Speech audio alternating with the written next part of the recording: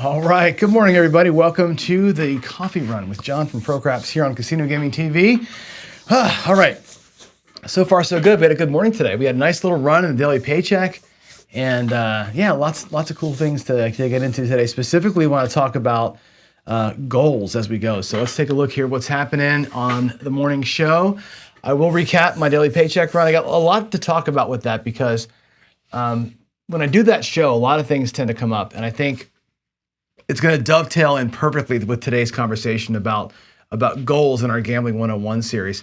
And so we have that going on. I want to talk a little bit about what happened on Ed's channel yesterday, which is kind of cool. And we'll get into Gambling 101 and talk about our goals. So let's rewind a little bit first before I do the daily paycheck. Let's talk about Ed.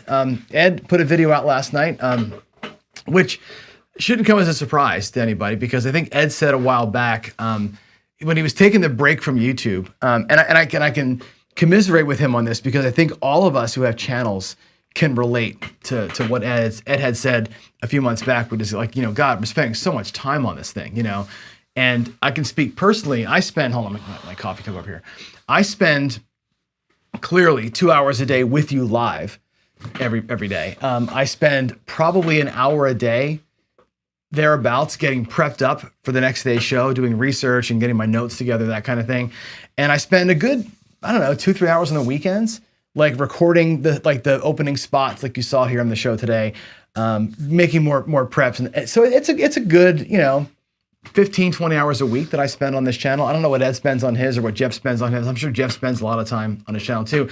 And there's nothing that you get out of this, right? Like YouTube, they show ads on our videos. We get nothing. Like literally between ProCraps and this channel, if I'm making $250 a month, it's a lot. Like it's not even that. It's less than that. The super chats, we always appreciate it. If you're a member and you're paying the $5 a month, that's great. But YouTube takes like 60 or 70% of that. Like if you throw a super chat at me, it's awesome, right? $20 is appreciated. YouTube takes, more than 10 of that. They take, I think it's like $12.50 or whatever the number is of the super chats, right? They just bleed you dry, which is, again, they're in business too. And you can't begrudge them that. They're in business to make money, but it's hard on us to spend all the time, all the money, put cameras and tables and all the crap that we spend our cash on and put our time into and get literally nothing out of it other than the joy of talking to you every day. So I do this personally. I just love teaching. Obviously, I love the game of craps also, and I love gambling and love y'all. So to me, we built a community. It's given us a platform to do the fundraising stuff. And for me, that's been enough to kind of give me what's the word I'm looking for? Give me the inspiration to keep going, I guess, right? It's not about the money, because if it was about the money, I would have quit a long time ago. And Ed had said that. It's like, man, YouTube just screws you. There's no there, right, with YouTube. So he went and started the Patreon channel because in Patreon, it's different. Patreon, if you charge whatever you charge a month, I think you get to keep 80% of it instead of giving up 65% of it. So on the Patreon side, at least you're putting your time in and you're getting income relative to the time you're putting in. So good for Ed to make the call and just kind of, basically step away, tap out of the YouTube thing and move into the Patreon and do his thing over there. I think, that's kind of a trend that we see, right? The Hawaiians, crap shooters did the same thing. They went to Patreon for most of their content. Casino Quest does the same thing. They have a lot of members only content. And I guess, that's what it comes down to, right? There's a paywall there in front of some of the content now, but trust me, folks, this is an expensive endeavor, time, energy, and money-wise for us to put these shows on. And I think that's why people make that call. The downside to Patreon, there's two downsides to it, I guess, right, to make that move. One downside, of course, is you're going to get negativity thrown at you when people just think that you're trying to put a paywall up in front of your content. And I get that. If you're going to go down that road, you got to deal with that negativity. But the real negative to Patreon is that it's a closed channel, right? Or that's the right word. It's more of a silo, I guess, right? You can't, like YouTube, at least the general public can find you. Like, somebody randomly searching for, you can search Google for what does a hard six pay, right? And my channel comes up. So YouTube is out there and people can find you out here. On Patreon, there's nobody finding you. People have to go there to get to you specifically. So you lose kind of that broad appeal when you go behind the paywall, but your audience is more with you. It's more, you know what I'm saying? So anyway, there's Ed. Ed's going to go to Patreon and have some paid content. He's going to still work with Jeff on Craps Chat and still do some other things out here publicly. The series with he, Gargoyle, and Jeff where they're going to train Chris from Sideshow on throwing, still going to be out here on YouTube for free and all that kind of stuff. So don't fret. Ed's not going away. He's just he's making a decision to sort of be mindful of the time that he's spending. So there's that. And I think you'll start seeing more folks doing that as time goes on. YouTube really needs to figure that part of it out because they are losing some of that. And their membership thing is great. They just take too much off the top of it. They just take way too much to make it worthwhile. Otherwise, we would all do that. All right, there we go. Let's go switch gears and jump in a little bit here and talk about the paychecks. The paycheck odds maker 2-1. We're up 355, which is fine. It's only a couple of days in, so you can't make any determinations yet financially on it. But we've won 480, so our average win is 240, which is below what we want. Right, we're looking for 250. I'm buying in for 2,500, looking to win 250, not 240. Okay, so but I've had to cut the show short. A, for time. B, because sometimes it's a grind. Today's a good example. Today we had the strategy hit the perfect storm on both ends of it. It hit the perfect storm of its kryptonite. We got whacked on three big don'ts. We were down about $400. We clawed back the 400 and showed a 240 profit, which shows me, again, a couple things. It's got some stability, right? You're not going to typically go too far deep like that. That's about as deep as I've been with that thing in a while. And you're going to have the ability to kind of earn it back when you hit the right stride, because we hit the other side of it too, the perfect storm on the winning side we hit, which is pass line with odds and then a come out 7. We hit that twice too. So the wins have been good. The losses, we had one loss and we kept it small. We're going to try and keep the losses small. What you find with the paycheck, and I think Darksider mentioned this in the chat over there about playing mechanically. You got to play it mechanically. Some Arcades mentioned it also. This is a boring strategy. I get it. Paycheck strategies are going to be boring. They're going to be, typically speaking, low volatility, a little bit grindy, a little bit boring. But if you're trying to make a steady 10% or a steady 15 or a steady 20%, it's going to be grindy, boring. You can't put 10% of your bankroll out there and say a Hail Mary and get a win. That's not the way you make a daily paycheck. You make a daily paycheck by grinding. This is the way you do it. Which is why our good friend Ken from Ken Knows Gambling, who did professional gambling for a couple of years, he moved to Vegas and was a pro gambler. And what I mean by pro gambler is not, hat, sunglasses, making money on TV. I mean, he went to the casino every day with about $3,000, looking to make about $300 so he can pay his rent. Gambled for a living. And he says all the time, it sucked because it's A, it's boring. B, stressful. C, it's not the entertainment and fun of gambling. You're going out there for a job. The daily paycheck for me is a job. I look at it that way. So no, I'm not going to go out there and go 96 across and press the ceiling to make my daily paycheck. It'd be fun for you to watch me flail around and do that, but that's not the way you make consistent money. We have an 80% win rate on the show because we're taking it careful. And I'm aware of my goals, right? I'm aware of my goals. And I think goal setting is one of the keys to being a good gambler.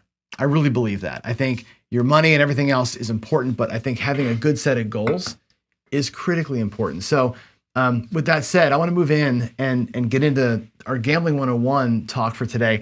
And before we talk about goals, I want to remind you again of our core principles. And I think this is a thing I want to ingrain in us, right? Goals, which we'll talk about today, are our North Star. It's what gives us focus. It's what drives us towards something. You have to have a goal. You cannot go out there and just willy-nilly hope for the best, okay? Your strategy that you play, that accounts for how you win and how much you win. The way that you play, where your bets go, that accounts for your wins. How much bankroll you bring and your risk tolerance accounts for your losses. How much can I afford to lose? How do I handle it when we lose? Your bankroll has a lot to say about that. And of course, your mindset, your brain is what you use to connect your goals, your strategy, and your bankroll. All that, you need discipline to make it work. The Daily Paycheck Show is all about all of those things. You notice that I have a very strict goal, right, of 10%. I have a very strict strategy. I stick to my strategies religiously on that show. I got a very strict and small bankroll. 10% of my master is my bankroll every day. We know that. My mindset, for the most part, is pretty well clear and focused. And I have extreme discipline on that show. To succeed, you've got to connect all the dots, right? The goal, strategy, bankroll, mindset, discipline, dots have to be connected along with your knowledge of the game, understanding gambling theory, logic, math. You've got to know the math. You have to understand how variance works and have the ability and the guts to get the hell out and make an informed decision when you can. Okay, if you've got a problem, there's the content information there. We're going to talk about problem gambling on Friday, but always I want to remind you how to get help. If you feel like you need it, there it is. Okay. Now, talking about goals, we're going to get into that today. And I think goals, like I say, goals are your North Star. Goals are what ground you. Okay. Ground you in reality. And it gives you, like, an example I use all the time is football, right? You watch enough football, you'll hear the announcer say, he's got to stick his foot in the ground and make a decision, right? Talk about a running back hitting the hole, right? A lot of running backs will bounce, and not really know where they're going, and they get creamed in the backfield, right? Guys that can see and have vision and put their foot in the ground and lean into it and drive off, they have a goal. Execute the play. Sometimes there's a dodge to make, right? But when they make the move to pick a different hole or follow a different guy through the line, foot in the ground, off we go, and headed straight forward. That's how I look at gambling. I have a goal every time I go, and it's not always the same. I think that's an important thing for us to all remember too. What are your goals? And this is a question you have to ask yourself, okay? Your goal, by the way, could be different all the time. And I want you to be aware of this. Your goal may not always be the same. Sometimes, daily paycheck, my goal is a consistent win. I want to win consistently every day. Your goal, if you're a full-time gambler, right? If you're gambling for a living, your goal is consistent wins. If you're retired and you're going to the casino 3 times a week, right? Your goal might be to have consistent wins to pay for your breakfast and take your wife or your family out to a show, right? That's fine. Consistent wins. Your goal could be disposable income, right? You might just say, I'm going to bring $1,000 out here. I'm going to try and make me 3 or 4, right? I'm going to try for the home run, right? That might be to make disposable income so I can go buy some stuff, right? Maybe your goal is, let's go to the casino and let's take our money and try and win enough money to do something cool, to buy something, maybe put a down payment on a car or Christmas money or whatever it is, right? A little bit of DI. The other kind of DI, disposable income. Maybe your goal is to earn comps. We talk, good friend of mine, Brian, from Holy Roller, his entire goal is to earn comps, right? He goes to the cruise ships. He's got a way of playing that's not designed to make a killing. He makes money, but he's not trying to destroy a table. He's trying to earn time with consistent bet sizes to get that comp meter going because he earns another free cruise. And with the free cruise comes free shows, free food, free drinks, entertainment, the pools, and all the things that go with it, all the excursions. He gets to travel the world basically for free, right? That's his gambling goal. He plays in a way that suits the goal, right? Your goal might be chip porn, right? You might go on Facebook and sort of, hey, look what I did. Your goal might be a fun night out. I say this all the time. It's okay to take $500 and go burn it tonight. Tonight, date night. We're going to go get dinner up there at the casino. We're going to go play for a few hours. And my entire goal is to light the money on fire. If something happens, great, but it's a night out. There's not one of us out here that wouldn't spend $300 on a concert of your favorite band or $250 on a nice dinner. You're going to spend that much money on yourself at a table to have a good time? Cool. Bachelor party, friends in town, whatever. That's a fine goal to have. It's a fine goal to have. Say, hey, I'm going to light the money on fire, but I'm going to do it slowly so I can have fun for a while. That's cool. That's a good goal. If something wins, it's a bonus on that deal, right? A goal might be to felt the table. You might be going out there and saying, I have enough money that I don't need the disposable income. I don't need a consistent win. I don't need the comps. I don't care about having any fun. I just want to go and get the dust bunnies. I want to go and take every chip out of that rack on the blackjack table. I want to go and take every chip off the felt on a craps table. That might be a goal for you. And you're not satisfied unless you really walk out of there with a hammer. Cool. But you got to know what your goal is, right? I think knowing the goal that you have before you leave your house is a critical piece to it, okay? And I think also your goals can be different every session, right? When I go to Vegas, my trip goal might be different than my goal when I go to my local. You follow me? I'm going to Vegas for 3 days. My goal there, make sure I survive 3 days. Make sure I have money on Sunday when I get there on Thursday, right? That's goal number one, right? But your goal there might be a little more aggressive, right? Earn enough money to pay for the trip, earn enough money to pay for those plane tickets, leave Vegas with cash. A goal for me when I go to Vegas every time is to leave there with $1 more than I came with and pay for the trip. All the food, my plane tickets, of course the rooms are comped, right? And my play, I want to leave. Last time in Vegas, I came back with $9 in profit. I paid for everything, all the food, everything I did, my tchotchkes, all what I bought, came back with $9. I was like doing backflips. I was so excited, right? That's a good goal for a trip. Your session goal, when you go to a casino for a night, what's your goal for that session? What is your goal for your buy-in at the table? I'm going to buy in today at this table right now for $500. What's my goal? $50, $100, $200, $1,000. Have a goal for that, right? At the craps table or the roulette table, let's say, what's your goal for this sequence, right? For this shooter, perhaps, or this sequence of, I look at roulette in groups of 5 rolls, right? 5 spins. For this group of 5 spins, I'm going to risk X dollars. I'm looking to win X dollars off of that, right? That's my goal. And these micro goals I think are good. They might differ every time you walk out of the house, but you got to put them down on paper, or at least in your head, state them and be okay with sticking to them. I think that's an important piece to it, right? So here's what I would say, and you guys should write this down, is your goal statement, okay? In or for this session, trip, buy-in, table, whatever you want to fill the blank in, for this session, I'm willing to risk X number of dollars to win Y number of dollars by playing whatever game it is or strategy it is, so that whatever. Right? For example, for this trip to the casino, I'm willing to risk 500 to win 100 by playing the Iron Cross in craps, so that I can grow my bankroll by $100. Okay. In this trip to Vegas, I'm willing to risk 5,000 to win $1 and pay for my entire trip by playing craps, so that it has zero impact on my 401k account, right?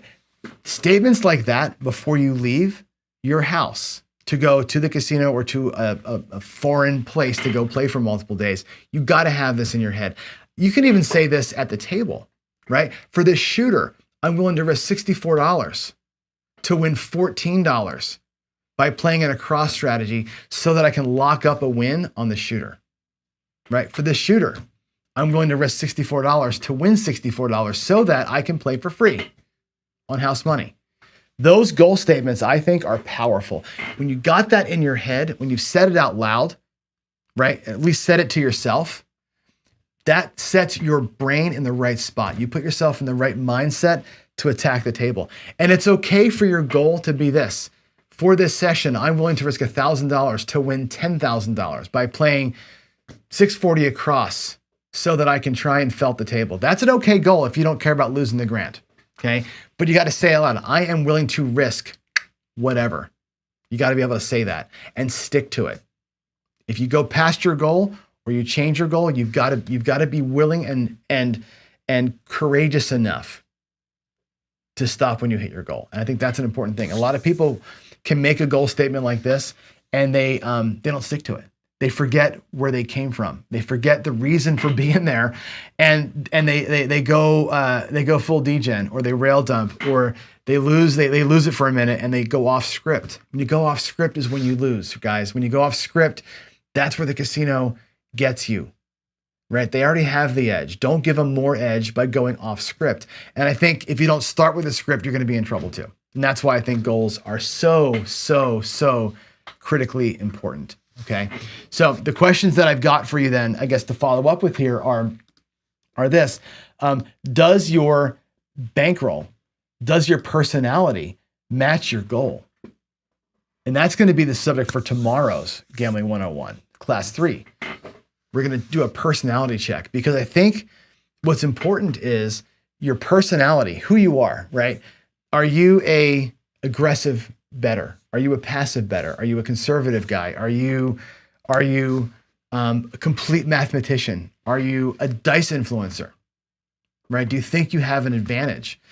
Your personality, right? The way you want to play, the way you see yourself on the table for life or for this given session, does that match your bankroll, number one? Does your bankroll support what you want to do? Okay, that's A. And B, does that match your goal, right? If your goal, and I'll give you my daily paycheck example. In the daily paycheck, I want to win 10%. I want to buy in for 10% of my master bankroll. I want to win 10% off the table, right? That's my goal. My bankroll is 2,500, so I have enough bankroll to match my goal. But my personality is aggressive, right? If I go out there with an aggressive strategy, I will not hit my goal. So you got to match up like your personality type with the way you want to play to match the goal. We'll talk about that tomorrow. And actually all of next week, we're going to examine, psychologically speaking, the different gambling personality types and see how each personality type can match to the right strategy or the right way of playing to fit the goal. I think it's important. Again, if your goal is to win 10%, going out there with half of your bankroll twice ain't the way to do it. And I think we need to be putting our brains behind some of that stuff and being okay with the reality that I may not have the bankroll to play the way I want to. I got to change my goal. I may have the bankroll to do this thing, but I'm playing it wrong, right? And be able to match that stuff up. I think it's very important, very, very important. So that is your Gambling 101 goals talk for today. So I hope that makes sense. And what I want to do here real quick is I want to go and check the questions and answers. Let's go check the chat for questions. If you've got questions or comments about goals, this is a good time to let me know. Put a PC in front of those comments and I'll get to them. Or a Q. I'll check the Q. I'm going to put my glasses back on. Again, apologies here for the glare in the glasses, but let me go check Qs. Again, Qs for questions. There are none. PCs, you want to talk right to me. And if not, I'm going to go to my craps table and we'll have a little bit of fun here. We'll do a little bit of a quick rollout of just something goofy and fun with no goal, with the goal of felting my own table. But let's see. Darksider says, I listened to the first 15 minutes with JB and it's all I could take. Wow, there's no way for a person to know what they don't know. I'm not sure what you're talking about there. JB is a smart guy. Smart dude. He's a math guy and he speaks from data, right? And I think you have to know that, right? His like I say with the trending thing, right? We talked about trends a lot on that show. If I roll, let's go to the table. I can show you the table. If I roll 4 9s in a row, right? Or 4 7, let's say we roll 4 7s in a row. 4 7s in a row. The 7 you can say is hot. 7's trending. What are the odds of the 7 coming on the next roll? What are the odds of the 7 coming on the next roll? That's the question I have for you. The only question that is relevant to answer in this world is that, okay? If 5 shooters have 7'd out, right? You've got a 60%-ish chance of a shooter to 7 out, depending on what the point is at 66% versus whatever. About 60% on the average of a shooter to set a point and 7 out. If 5 shooters in a row, 7 out, 0.7 out, 0.7 out, 0.7 out, what is the probability that the next shooter has a 7 out? It's still 60%. It doesn't go up. The percentages don't change based on what just happened.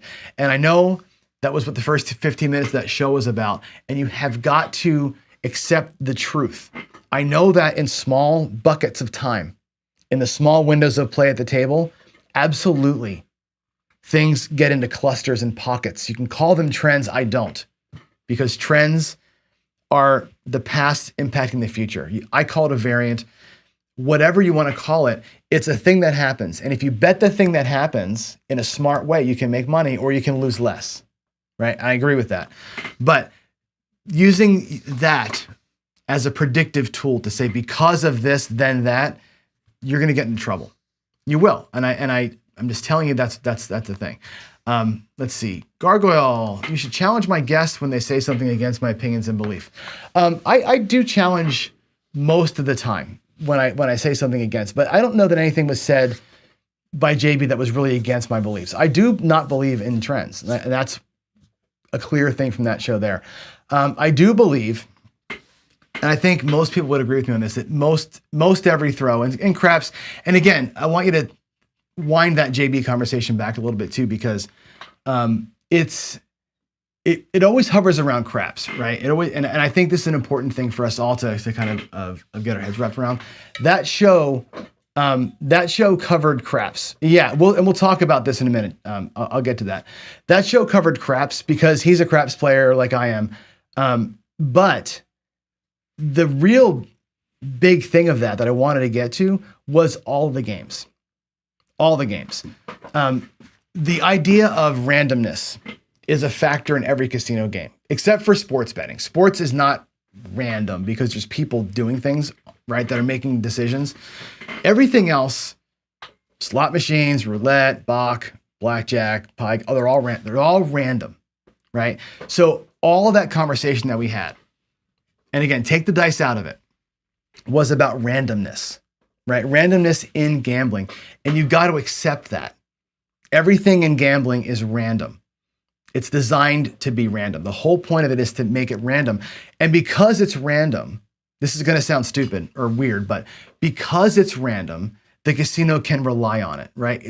Random is consistent for the casino because they know that over the law of big numbers, right?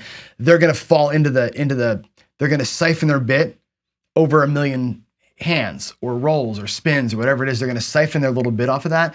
If the games weren't random, then they couldn't predict their income. And that's the concept of it, right? So when you look at like a roulette board, and then we talked about roulette in that show for a little bit too, 10 reds in a row does not mean a red is coming. It also doesn't mean a black is due. It just means that the next roll is 50-50 minus the greens.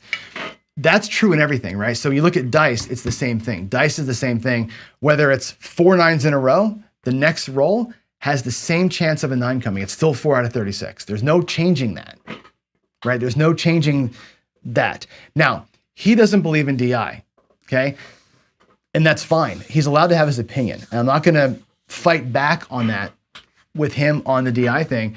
And my good friend Greg at 555 doesn't believe in DI either. A lot of guys don't. Darksider doesn't. I know a lot of guys don't believe in DI. I'm still in this world with DI personally where I'm exploring it. Like, I think it's possible. And I've told JB this. I said, I think it's, and you've heard us on other previous shows talk about it.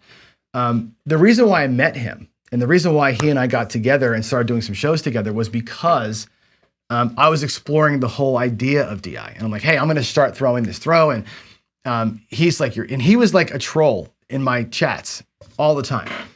Always give me a bunch of grief, like snarky, assholey kind of things in my comments, right? And I reached out to him over email. We connected. I'm like, hey, let's slow the roll a little bit here. And we got to talking about it. And we went through all the math. And he's a teacher of math. Gave me some instruction on some of that stuff, which is why, again, you learn as you go here with some of the calculations and stuff. And he said, look, if you want to go ahead and do your thing, capture your 5,000 rolls or 10,000 rolls, and let's analyze it together. Let's look together and see what you can do.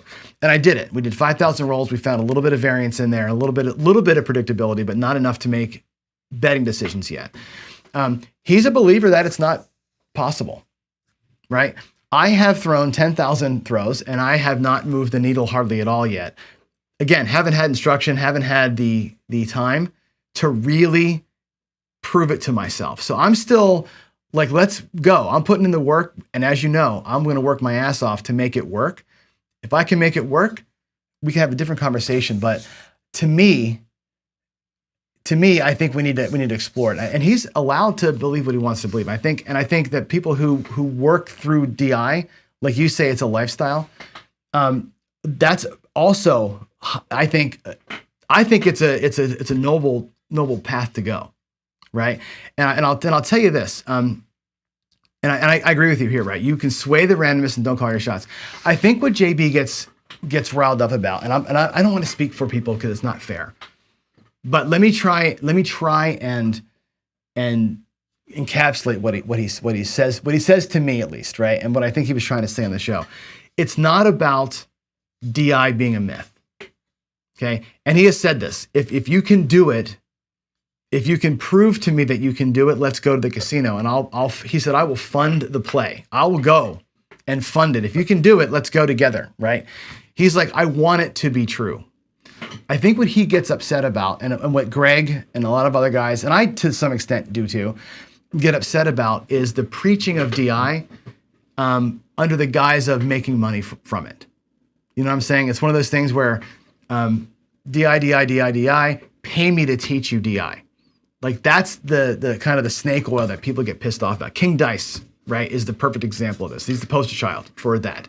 Ninja shooter, with that guy's name Ninja something or other, whatever that he was, same thing, right? Dice, the golden touch, right? Same deal, right? It's like, here's this thing that you can pay me to teach you. And I think that's where a lot of people get really like, okay, slow your roll a little bit. If you can do it, great, go make money with it. But if you're gonna just put a bunch of videos out and tell me how great you are and then charge me money to learn more, that's where people who are so negative get more negative. And I understand where the blood boils on that side of it. And I feel like if you're on the other side of that, you're feeling like, oh God, I'm being attacked for this. And that attack mentality is really designed for the guys that are really selling the snake oil, not for regular folks. And I think you fall into a different category than that, right? You're not out there doing that. So that's what I think it is, right? It's more of a reaction, a gut reaction on his part and others' parts to that. And I think there's again, there's enough people out there that are selling the snake oil that give the DI lifestyle a really bad name. And I think that they tarnish it 90%. Tarnish it for the 10%, right? Or the 10% tarnish it for the 90%. That's unfortunate. Bone thrower, good example, right? Bone thrower, the same bullshit, right?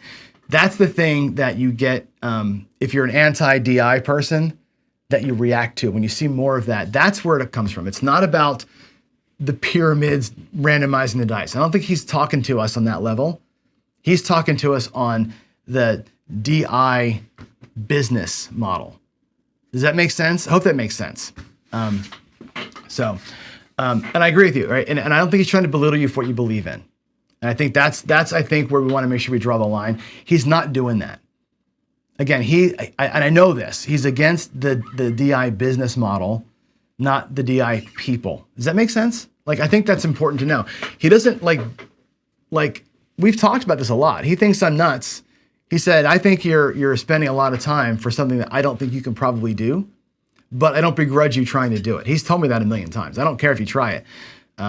But he's like, the business of DI is where I think he gets a little bit antsy. So that's, and again, I don't want to speak for somebody else. It's not like, even though I just did, I shouldn't, but I know that, pardon me, he and I have talked about this offline a number of times, and that's where it lies. It's not so much the practice of it, it's the business of it. And it's not you, right? It's other people that literally are out there selling bullshit, right? That's, I think, where the animosity comes from. And unfortunately, regular folks that are straight shooters get looped into that. And that's unfortunate, that I think that you and others feel like you're looped in to that conversation, and it's not about you. It's about others. And I think there's a protection aspect, like, hey, let's not get sucked in to the other stuff. And I hope that explains it well. I know it's not perfectly stating what he would say, but at some point we'll have him on again. If you want to talk to him yourself, I think that'd be great to have that nice debate. Up to you. But I think that's where it's at. It's the business of it. It's the snake oil of it. It's not the practice of it, not the lifestyle of it that you're talking about. I think there's two different lanes in that whole thing. And like my dad, if you watch my videos from my dad, when my dad passed, I said this statement once. We all have to learn how to separate the fly shit from the pepper. And I think when you look at DI, that's what we're talking about. The fly shit from the pepper, the fly shit of King Dice and the Koga Ninja. That was the Koga Ninja, King Dice, all those idiots, right? Versus you and George and Ed that are just throwing the dice and teaching for free. Like, putting your knowledge out there. There's a difference to that, right? There's a difference to hooking people and trying to squeeze money out of them for it, right? When you're not even that good, versus just, hey, here's this process that I go through. Follow me in my process, right? Joe from Craftsman, follow me in my journey. So that's I think where that comes down to. So, all right. Let's see. Thoughts on Garrison's book. I've never seen Garrison do anything on DI. Garrison's talked about DI only in terms of dice setting. I've never seen him throw. I have no idea how the guy throws. I have no idea what he's talking about in terms of his mechanics or none of that stuff right there. So I have no clue. His thoughts on dice setting is keep it simple. I know that Ed has done this on his show a number of times with Jeff, and he's broken down, like, I don't really know what it's called, but on the Bone Tracker software, there's this sheet or one of the tabs, like based on your throw, there's what is it called? I forget the name of the chart. It's a chart where you can say, like, these dice sets will get, whatever. It's like 512 sets that you can move the dice around different ways to kind of get different results.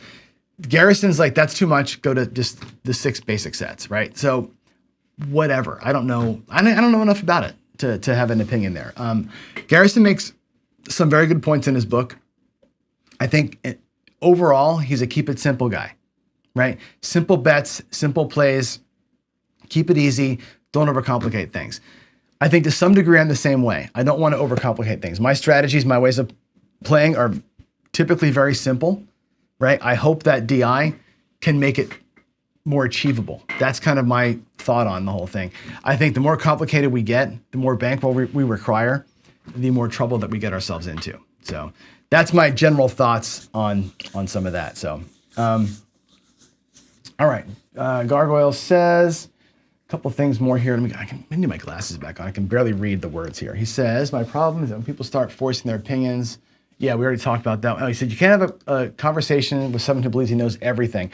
I agree with you. But like I said, JB has told me a number of times, if you can prove it to me, I'll switch over. He's like, prove that it works. Show me the data. Like, he's a show me the data guy, right? He's very opinionated on many things, and he's got data that backs him up on it. And I think that gives him in his position of strength right there. Data is the thing. And I think that guys who rely on statistics, math, which is what his profession is, are going to want data to prove stuff, right? DI is hard to put data on. It's hard because, like, as you know, every day is different. Every service is different. It's all different. But that's what, to me, it's like what's the word I'm looking for? It's like I think you say it best. It's a journey, right? It's a lifestyle, and you got to either be in on that or not, right? And I think you and I and other people, I'm in on it, right? I love throwing. I love working on the mechanics. I enjoy that. Whether it works for me at some point, years down the road, is to be determined, right? I enjoy that. And I agree. Belittling somebody for doing what they enjoy is wrong, right? I don't think he's there. I think he's more about, like I said, he's more about the business of it, not the practice of it. And I think you got to separate those two things. He's very much against the business of DI, not against the practice of DI. And I think that is very, very, very misunderstood and wasn't made clear on the show, but it's been made clear with he and I on the side. So, all right. That's it. Dark side of math doesn't beat math doesn't beat the game. The math informs you about the game, right? The math is the thing that gives you like I say this point all the time, the math gives you the grounding, right? The math is where you put your foot in the ground. So I know what the probabilities are. I know what the house edge is. I know what the likelihoods are, right? If you know that stuff, you can make better decisions. Does it make you make more money? No, but it can prevent you from making bad decisions. And that's the point of the math. That's the whole point of it, right? Is knowing or using it to your advantage. I think that using math to your advantage is an important piece of the puzzle that a lot of people rail against. I used to rail against it. I'll be honest with you. I was absolutely against playing with the math, right? I was a field player, right? And I get it. I get the desire to say, here's what's happening. Let me do something based on all that. you got to be informed by it. If you don't know what the math is, you can't make a decision. If your decision is to say, fuck the math, I'm going to do what I want to do, cool. That's totally fine, right? But not knowing the math and then making bad decisions is a big problem, right? And I want to make sure that you're kind of in both camps there, right? You got to know the math and then make your decision based on it or based on ignoring it. But not knowing it at all is a crime. And that's where I'm trying to kind of save us. Not save us, but I'm trying to educate us. We got to know the math, then you can make your own choices. I want to make your choices from an educated standpoint. Does that make sense? All right. And I agree with you here, Gargoyle. You can't prove it, right? You can see it, right? And we've had this conversation, you and I, right? I've had some throws where like, oh my God, that was a controlled throw. Still a 7, but it was a controlled throw, right? And I think that's a big part of this thing is like controlling what you can control. And, the guys who will come against it will say, great, you controlled the throw and you still got a 7, so what did you prove, right? Or like you controlled your throws and 5,000 throws in, you're still perfect pyramid. We got to get into that part, right? And that's where I think, you and the others, and if you come on the show with me at some point, it'd be great. Talk about some of that part of it because there's this, what's the word I'm looking for? There's an absolutist mentality. And I think that's where I get mad at both people. Like the absolutist that says, and you'll see this, by the way, when you guys start doing your series with Chris, you will see the hate that comes in. And trust me, when I did my dice control series a while back, the amount of hate mail that I got online and offline, like on the site and emails, it's staggering. The people that will tell you and call you every name in the book for even mentioning DI, charlatan, all the words you want to use.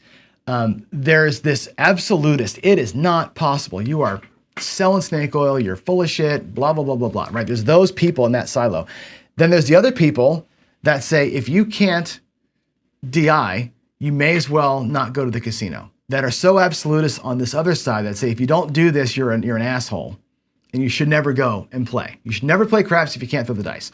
Also an absolutist bullshit mentality, right? Both those people are wrong. You're right. It's in the middle here. The answer is in here, right? When you're on and you got your thing going and you improve your chances and you can de-randomize a little bit, that's where the butter is. The butter is here. And the butter isn't 50 pounds of butter. It's a stick, right? And like you say all the time, if I can make my butter stick for 3 or 4 rolls, that's my influence, right? That's the nugget that gets lost in the conversation. I think that I'm talking to Gargoyle specifically here, you articulate it better than most people do because you're not an absolutist. You articulate it better than most because that's where the gold is in these conversations. It's in that middle ground, right? It's not you all are idiots and it's not you all are idiots. It's, well, here's where it kind of is. And it's random, but it's a little bit less than random, or it's random, but under some level of influence. And I think that's where the conversation needs to live. It can't live here on both of those other sides. I agree with you on that. And I think that's a conversation, I guess, for a different day. And yeah, I've had that conversation with JB privately and on previous things, and I'm happy to do it again. Like I said, I'm happy to do it again. So, all right, let's get out of here.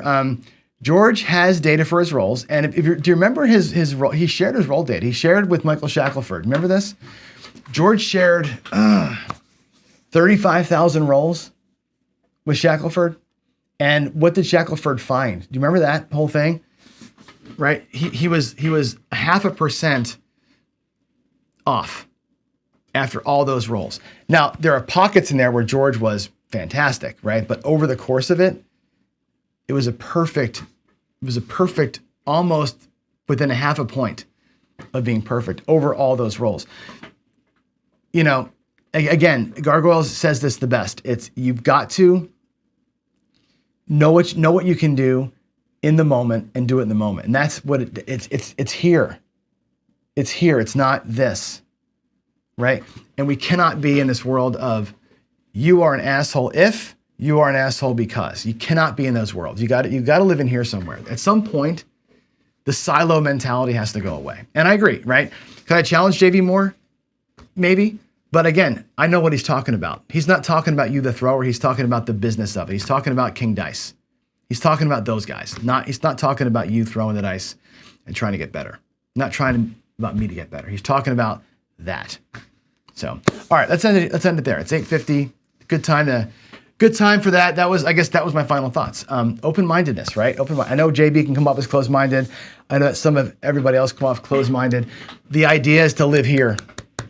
Live here. You cannot be on the big swings, right? You look at the country that we live in.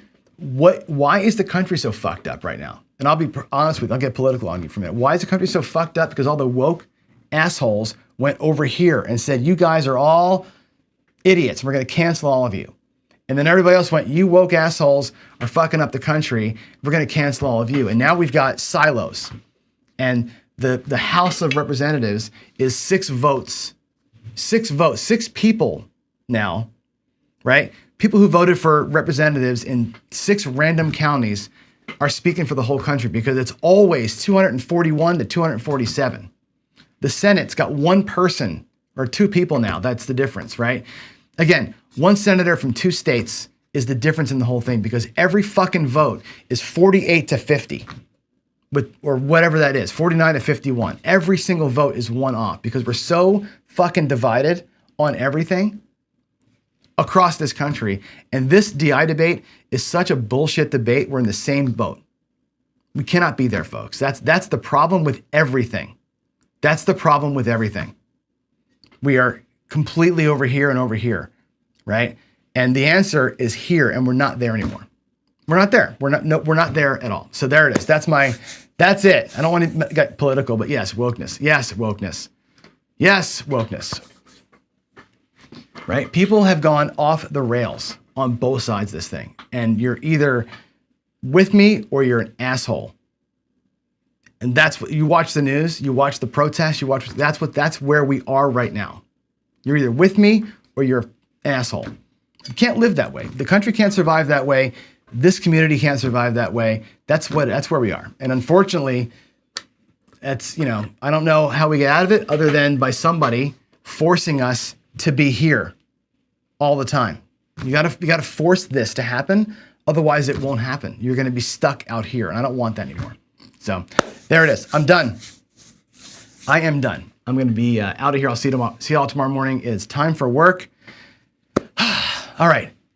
Have a great rest of your, Wednesday? Great Wednesday. I will see you tomorrow morning for the next daily paycheck. Bye, all.